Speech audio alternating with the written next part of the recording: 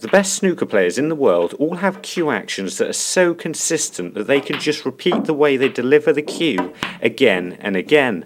But every snooker player has a slightly different technique, so what do you need to be able to do to cue the ball straight, not just once, but every single time? This is Break from Life.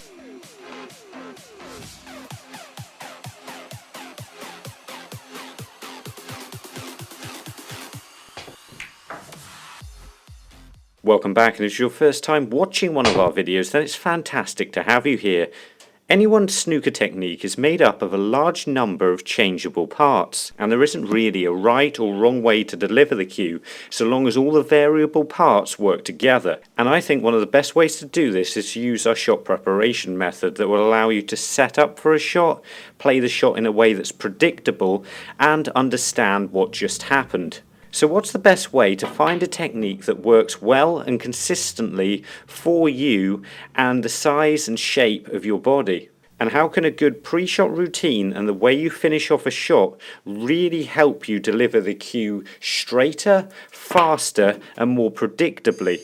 To answer these questions, we're going to start at this end of the cue and look at what you can do to improve all the way back, including advice that you may not have thought of and I've never heard anybody else explain before, but I believe are vital parts of my own technique.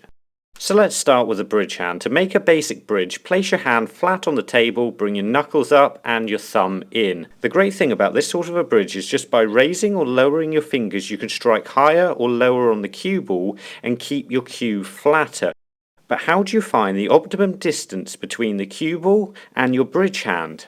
In theory, the further away from the cue ball you have your bridge hand, the more the cue has a chance to wobble. But you'd be surprised how little this actually makes a difference, and really you shouldn't be too concerned about this.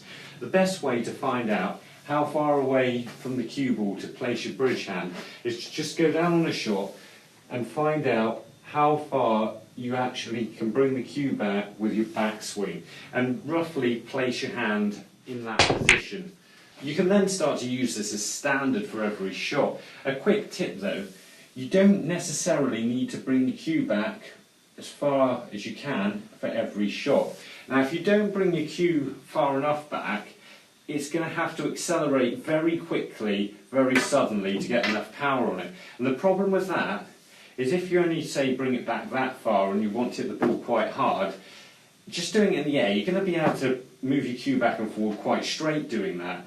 But when there's a ball in the way, the cue starts to very easily wobble offline with just that short distance to produce quite a large amount of acceleration. So you only got to, what you've got to make sure you've got to do is you have enough time for the cue to easily accelerate to that speed, and just for a soft shot like that, that's comfortably enough time. And just producing a shorter backswing like that is a really good way of just limiting the errors you have on basic shots. So if you want to hit it a bit harder, we've got to produce a bit more backswing, just play the shot. Now I could play that a lot harder like that, but if I'm playing it harder with a short backswing, I could very easily send the cue ball offline. So what you want to do is make sure you've comfortably got enough power from the amount of backswing you have to play the shot, and it's not going to be a problem. And with that, really all you're just doing is limiting errors, and if you're limiting errors, then you're just going to simply be improving at the game. Which is hopefully exactly what Matt Fennerty from Ottawa, Canada is doing. Moving back to your bridge arm, which you could theoretically place completely straight, or by bending your elbow you can have it at more of an angle. You can use this sometimes to avoid other balls on the table, but what you do have to consider is the effect this will have on the rest of your technique. We'll look at this in more detail later, but how do you find a position for your arm that's right for you? You usually find for most players, if we're walking on the line of the shot like this, you want your elbow out at about the width of your body. So the point of my elbow is going to be roughly the same width of my body, and this keeps me nice and balanced and stops me toppling over on the shot, and you just feel a lot more stable and fixed in position. So another thing I think is quite good to do when you walk into the shot, not on the shot, but when you're walking in, is to keep this elbow wide as well. So you're keeping both elbows out on the way in, and this stops you from becoming too compact and tightening up on the shot, I feel sometimes. So we're just going to walk in, keeping those elbows out, and we find our nice fixed position, and we're in the perfect place to pot the ball. Morgan Alugalin is from Galloway in Ireland. Now to the confusing and potentially controversial topic of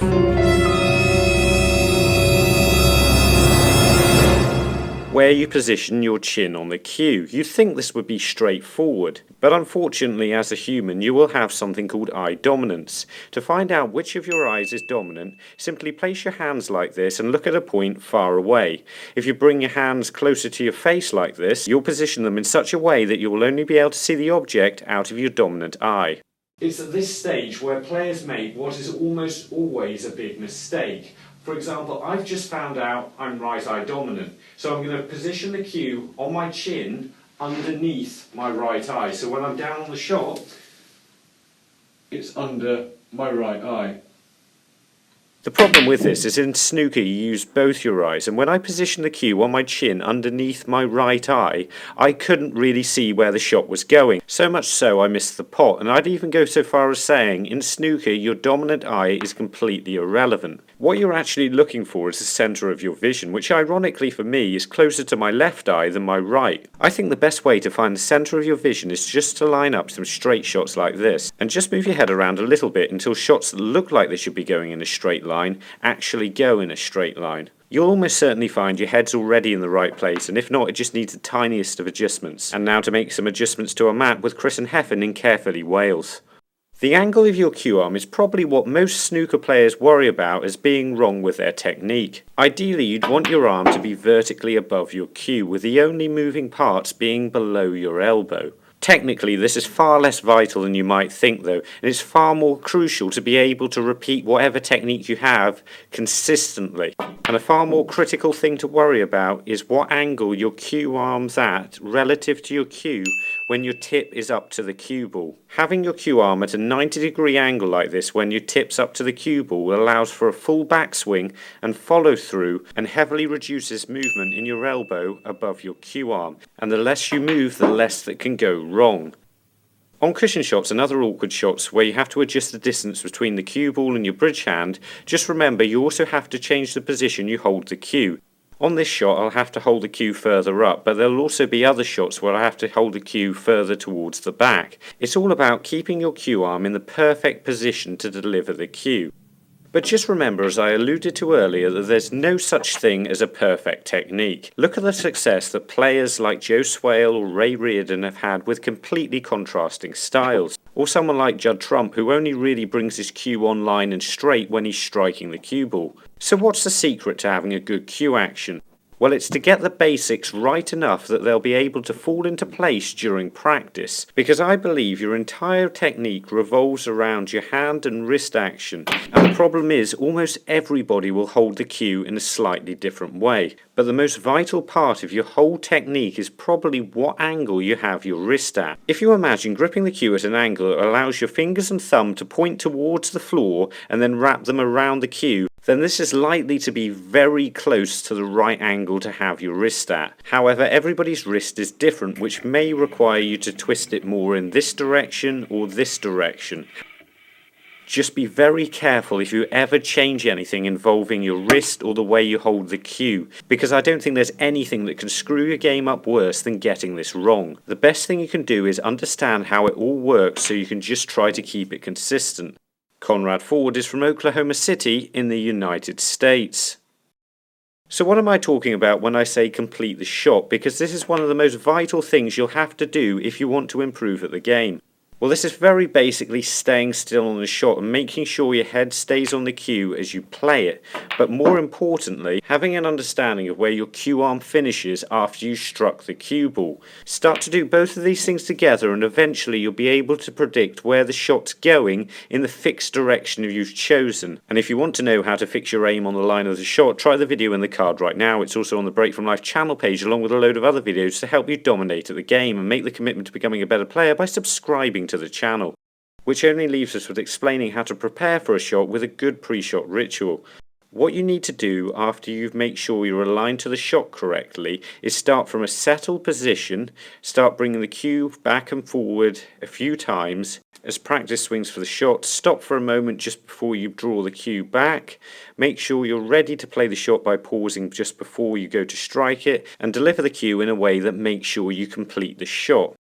The exact routine you use is entirely up to you. Just remember, the more consistently you're able to complete it, then in theory, the more consistently you're going to be able to deliver the cue at the right pace and in a straight line. And if you want to know exactly how to deliver the cue in a straight line, then the video Snooker Straight Cueing Exercises to Improve will show you exactly how to do that. Or if you want more basic advice on how to cue accurately, then try our video Snooker Learn Basic Techniques Quickly.